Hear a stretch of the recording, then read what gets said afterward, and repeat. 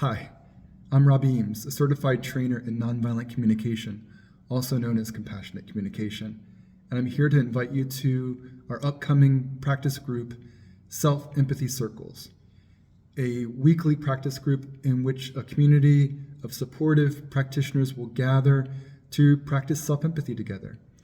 And so each week we'll cover a part of self-empathy, some offering, then we'll have an opportunity to try it on, and then we'll discuss it together and learn from each other. And so why self-empathy? Well, self-empathy is one of the three modes in compassionate communication. So sitting there right with empathy for others and honest self-expression. So in empathy for others, I'm a warm, loving, compassionate presence for other people and listening to them and trying to understand them.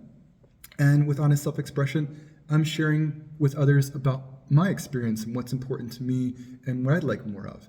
And so self-empathy is in balance with those two other modes, equally as important and also foundational, because in being present for others with empathy, self-empathy allows me to get reps with myself, right? So offering empathy to others is much more skillful and accessible when I practice it with myself on a regular basis. And also, in self-empathy, there's the quality of self-connection where I can see, do I have the capacity to be present to another person's experience? So it supports empathy. And also in honest self-expression, it helps to have clarity about what's going on for me and what needs are alive for me and what I'd like more of, to be able to share them with another person. So self-empathy gives me that self-understanding and clarity, as well as soothing and grounding. So emotional soothing in terms of giving that to myself whenever possible through that clarity and understanding and acceptance of what my experience is. And so self-empathy is very, very important. And also, oftentimes it can be underemphasized, its importance. And so one of the ways I know that is because in some of the workshops and practice groups that I offer, oftentimes I'll ask someone to model self-empathy out loud. And often what I hear from them isn't self-empathy. It's dismissing or diminishing. It's cheering up or cheerleading. It's fixing and advice giving. All those things that we know very well in practice that are not empathy when we offer it to another person. But those might be part of our self-talk to ourselves. And so recognizing that those aren't wrong or bad, those other ways of talking to myself, they're just not self-empathy.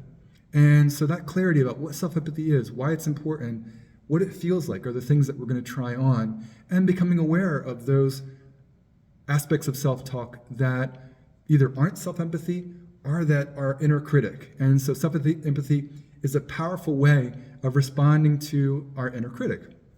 And so we'll talk about that too. And over many years of practice, that inner critic still lives inside of me.